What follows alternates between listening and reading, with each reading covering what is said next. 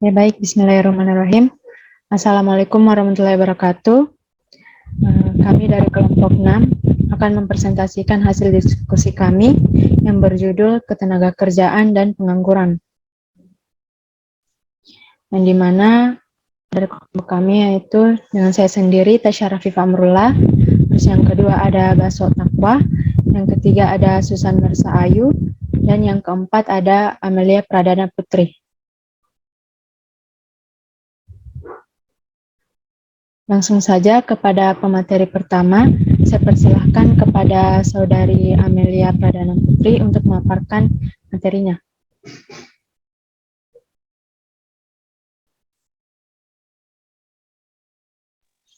Baik, terima kasih atas kesempatan yang telah diberikan. Saya akan menjelaskan pendahuluan. Di sini ada ketenaga kerjaan merupakan masalah yang selalu menjadi perhatian utama pemerintah. Permasalahan ini menjadi penting mengingat erat kaitannya dengan pengangguran, baik secara langsung maupun tidak langsung. Dalam masalah ketenaga kerjaan, hal ini menunjukkan bahwa semakin tinggi angka pengangguran, maka akan meningkatkan stabilitas kemiskinan, kriminalitas, dan fenomena sosial, ekonomi yang ada di masyarakat. Terus masalah ketenaga kerjaan adalah salah satu masalah pokok yang harus dihadapi oleh negara-negara berkembang seperti halnya Indonesia. Jumlah penduduk yang terus meningkat tanpa diikuti pertambahan lapangan pekerjaan selalu menjadi pemicu menjamurnya pengangguran.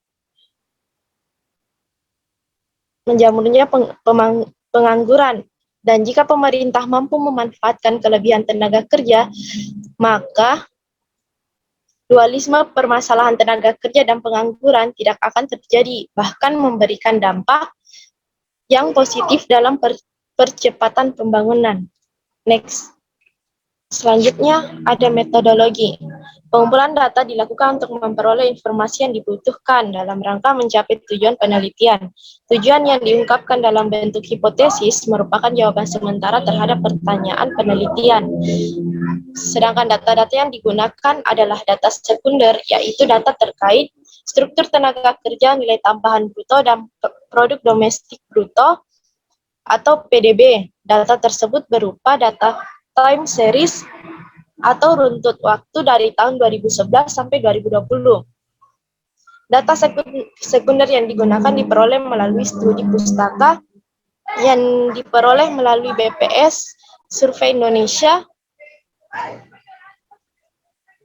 dan jurnal-jurnal yang terkait dengan ketenaga kerjaan dan pengangguran. Salah satu indikator penting untuk mengetahui kondisi ekonomi di suatu negara dalam suatu periode tertentu adalah ketenaga kerjaan, yaitu segala hal yang berhubungan dengan tenaga kerja pada waktu sebelum, selama, dan sesudah masa kerja.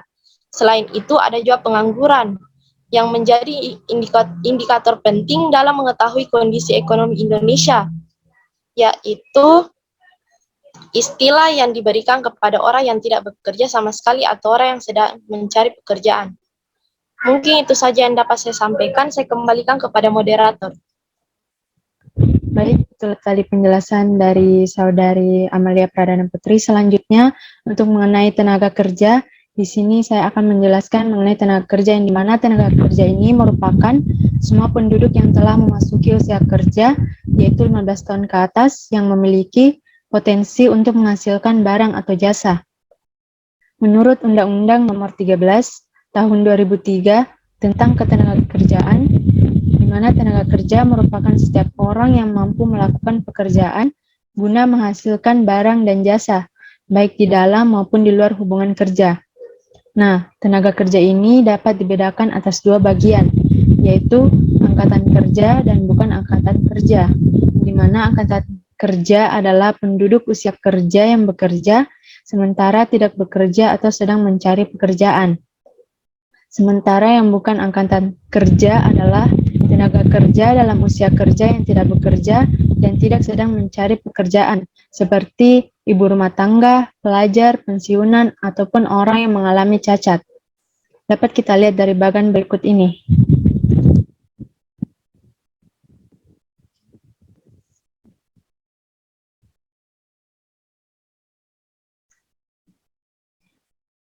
Nah, selanjutnya ada mengenai data dan pembahasannya, serta pembahasan.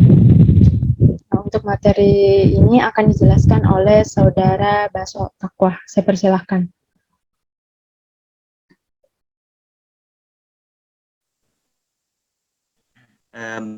Baiklah, selanjutnya yaitu pengelompokan tenaga kerja. Terdiri dari tiga jenis pengelompokan. Yang pertama yaitu tenaga kerja berdasarkan lapangan usaha. Jadi berdasarkan lapangan usaha di sini adalah bidang kegiatan dari pekerjaan, usaha, perusahaan, kantor, tempat seseorang bekerja. Jadi lapangan pekerjaan ini didasarkan pada klasifikasi Baku Lapangan Usaha Indonesia atau KBLI pada tahun 2009. Pada PowerPoint di sini terdapat setidaknya ada 17 jenis lapangan pekerjaan utama, mulai dari pertanian, kehutanan dan perikanan hingga lapangan pekerjaan berupa jasa seperti jasa perusahaan, jasa pendidikan, kesehatan dan kegiatan sosial, dan jasa-jasa lainnya.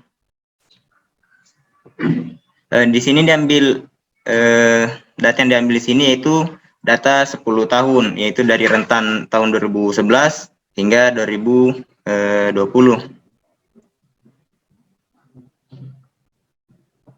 Mungkin bisa di next. Yang kedua yaitu tenaga kerja berdasarkan jenis kegiatan. Di sini maksudnya jenis kegiatan atau jabatan adalah semacam macam pekerjaan yang dilakukan oleh seseorang atau ditugaskan pada seseorang yang sedang bekerja atau yang sementara tidak bekerja. Jenis pekerjaan pada data pada PowerPoint ini didasarkan atas klasifikasi baku jenis pekerjaan Indonesia pada tahun 2002 yang mengacu pada ISO 88. Di sini ada jenis kegiatan pada penduduk berumur 15 tahun ke atas yang sudah masuk dalam angkatan kerja.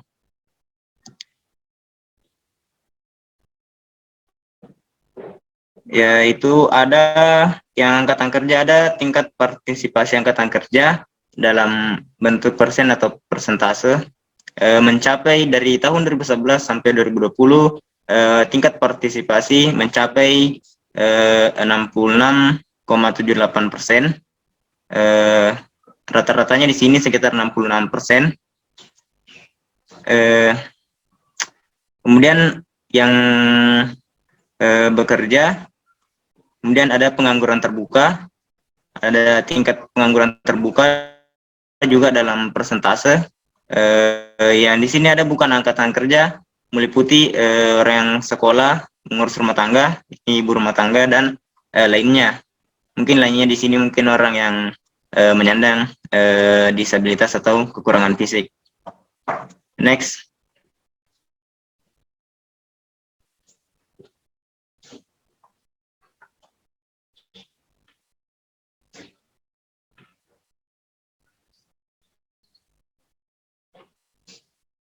Ya, selanjutnya atau pengelompokan yang terakhir yaitu tenaga kerja berdasarkan status pekerjaan.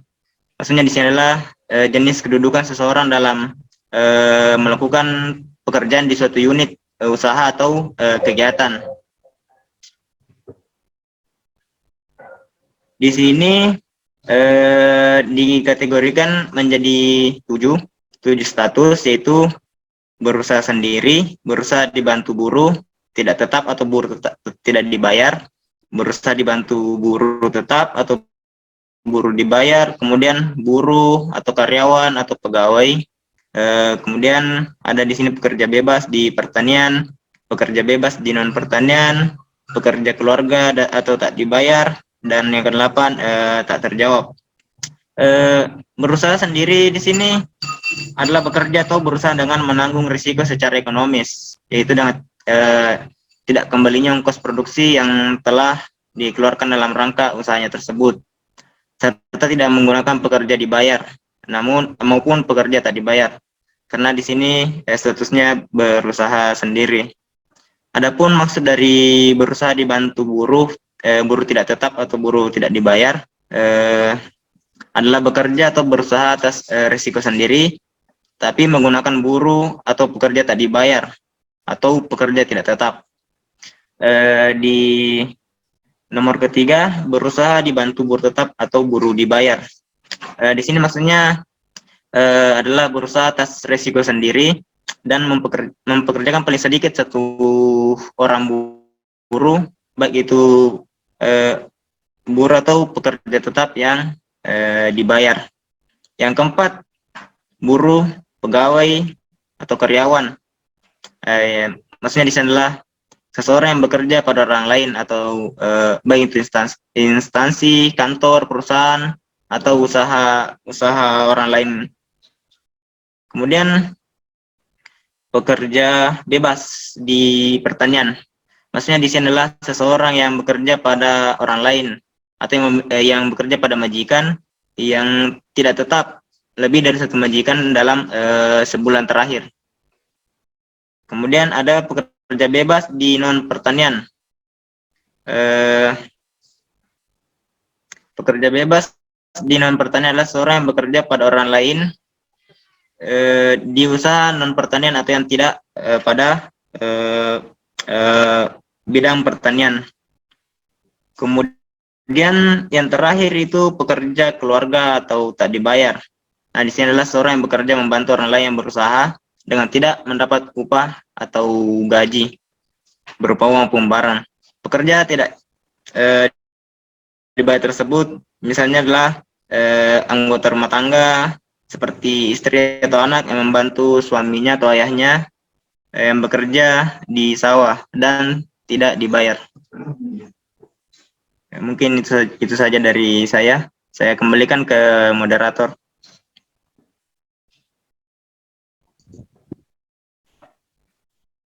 Baik, itulah tadi pemaparan mengenai pengelompokan tenaga kerja.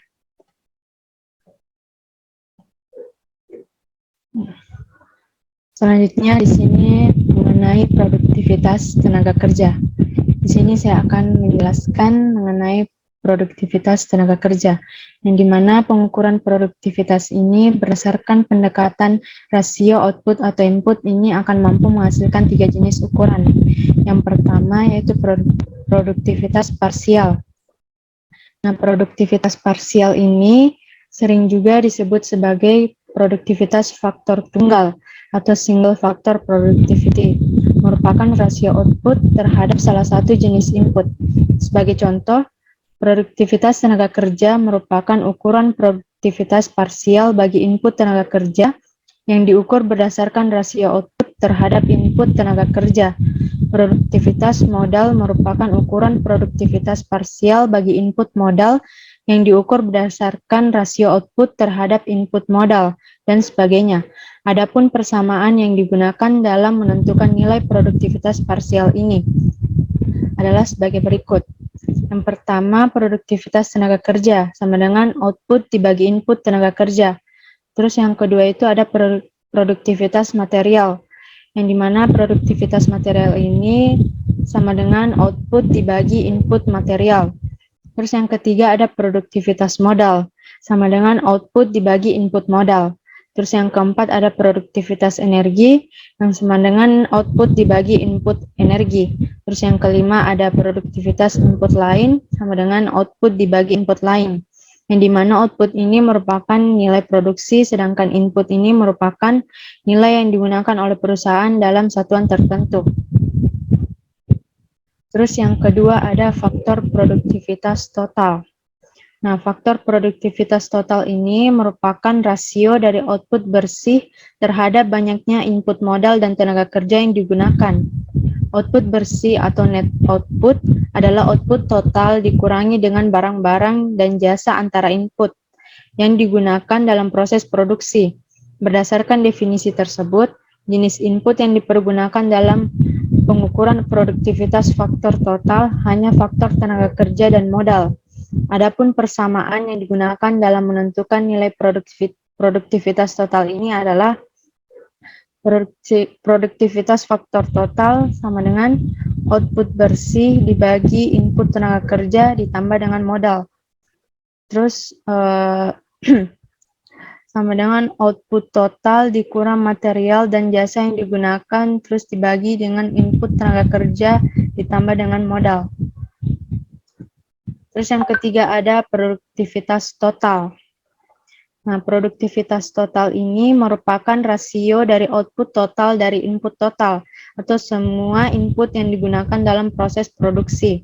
Nah, berdasarkan definisi ini, tampak bahwa ukuran produktivitas total ini merefleksikan dampak penggunaan semua input secara bersama dalam memproduksi output. Yang dimana persamaannya yaitu produktivitas total sama dengan output total dibagi dengan input total, di mana output total ini sama dengan nilai produksi total, sedangkan input total ini merupakan nilai total seluruh faktor yang digunakan oleh perusahaan dalam satuan tertentu. Nah, berdasarkan pembagian produktivitas ketiga tadi, maka produktivitas manusia ini atau tenaga kerja merupakan sasaran yang strategis dan menjadi pokok dalam penulisan karena sumber daya manusia yang ada pada akhirnya akan menentukan karakter dan kecepatan pembangunan sosial dan ekonomi suatu bangsa. Baik, itulah tadi pemaparan dari saya. Selanjutnya untuk mengenai elastisitas kesempatan kerja akan dipaparkan oleh Saudari Susan. Saya persilahkan. Baik, terima kasih moderator atas kesempatannya. Pembahasan selanjutnya yaitu terkait elastisitas kesempatan kerja. Jadi kesempatan kerja itu menggambarkan berapa besar jumlah lapangan pekerjaan yang tersedia dan juga siap diisi oleh para angkatan kerja yang sedang mencari pekerjaan. Nah, di sini bisa kita lihat bagaimana perkembangan tingkat kesempatan kerja di Indonesia dari tahun 2011 sampai dengan tahun 2020. Di mana tingkat kesempatan kerja yang terendah yaitu berada pada tahun 2011. Kemudian juga bisa kita lihat bahwa dari tahun 2016 tingkat kesempatan kerja itu terus mengalami peningkatan hingga dengan tahun 2019. Tapi di tahun 2020 terjadi penurunan tingkat kesempatan kerja, salah satunya disebabkan karena adanya pandemi yang kemudian menyebabkan perlambatan pada perekonomian dan juga menurunnya kinerja sektor-sektor ekonomi di Indonesia. Bisa next slide.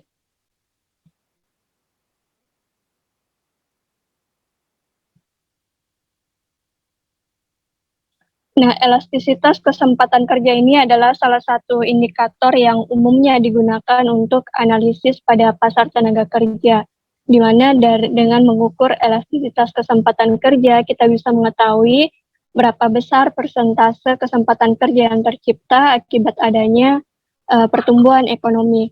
Elastisitas kesempatan kerja ini diperoleh dengan membandingkan atau rasio dari laju pertumbuhan kesempatan kerja dengan laju pertumbuhan PDB. Nah, dari perhitungan elastisitas ini kita akan memperoleh 4 hasil, yaitu yang pertama, nilai elastisitas kesempatan kerja yang sama dengan 0.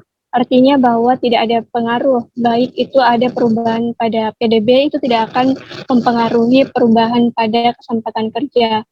Yang kemudian selanjutnya nilai elastisitas kesempatan kerja sama dengan 0,5.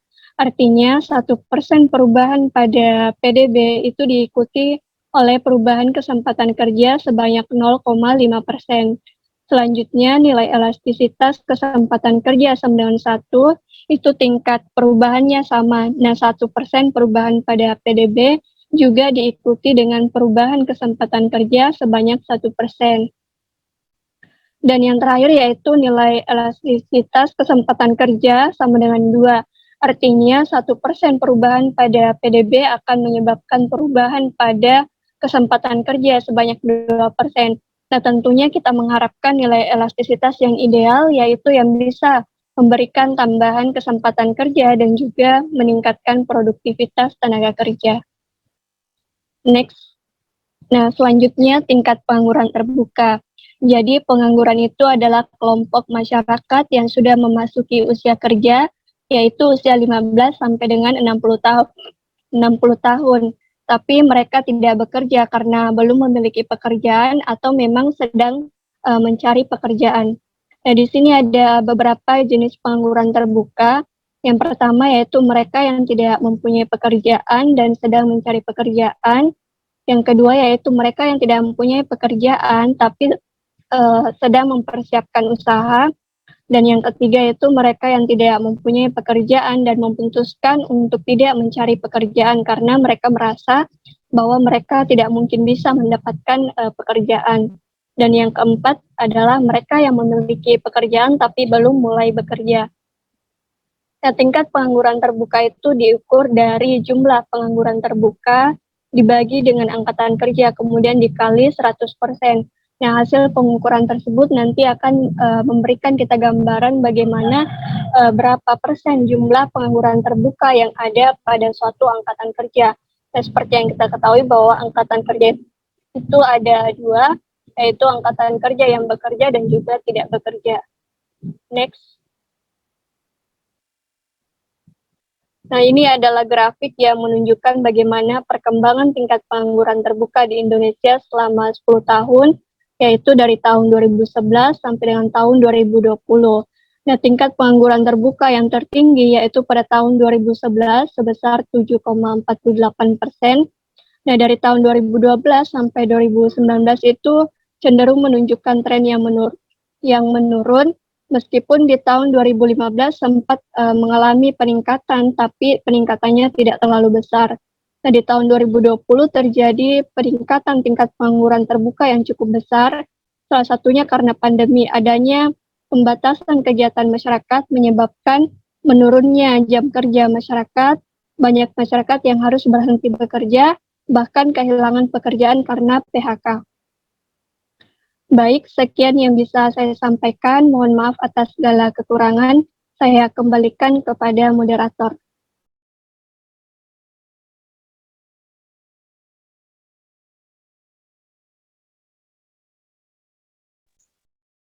Oke, baik. Itulah tadi penjelasan mengenai elastisitas kesempatan kerja dan tingkat pengangguran terbuka. Itulah tadi hasil persentase dari kelompok kami. Lebih dan kurangnya mohon dimaafkan. Semoga materi yang kami bawakan ini bisa bermanfaat untuk kedepannya. Terima kasih.